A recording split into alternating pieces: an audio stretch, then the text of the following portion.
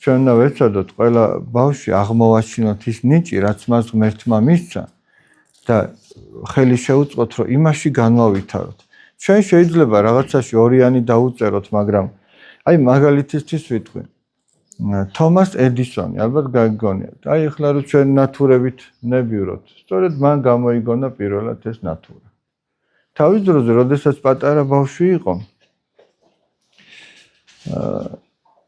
გამორიცხეს სკოლიდან და დედას მისწერეს, რომ თქვენი შვილი იმდენად გონებამ დაქვეითებულია, რომ ჩვენ მას ვერაფერს ვერ ვასწავლით, ამიტომ ჯობია წაიყვანოთ სკოლიდან და თქვენ თვითონ იზრუნოთ მის სწავლაზე.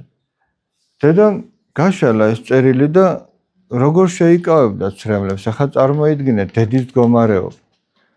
გაშალა და უკითხავს თავის შვილს, რომ სკოლიდან მომწერეს, რომ თქვენი შვილი იმდენად წარმატებულია და იმდენად კარგად სწავლობს, რომ მას ჩვენი სკოლა აღარ ჭირდება, ჩვენ ვერ მივცემთ მას.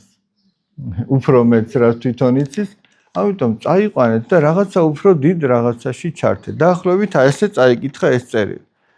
მაგრამ თომას ედისონმა არ იცოდა რა ეწერა ამ წერილში. წლები რო გავიდა, დედა რო გარდაეცვალა, თვითონ უკვე დიდი მეცნიერია ეს კაცი, გამომგონებელი.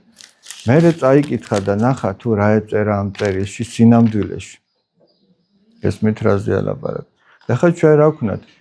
აი ორიანი დაუწერო ნიშნავს, რომ ეს წერილი ისე წაუკითხო, როგორც არის. წაუკითხოთ? ანუ ეს ნიშნავს, რომ ისაც გულგატეხილ ბავშვს კიდევ უფრო რაღაცა დაბლა დასცემდე და ბოლომდე გაანადგურა. და დიდი მწერალი თეოდორ დოსტოევსკი ასეთ რაღაცას ამბობს. თუ გინდა რომ ადამიანი გააუბედურო, დააჯერე მას, რომ რასაც ის აკეთებს, არავის არაფერში ჭირდება.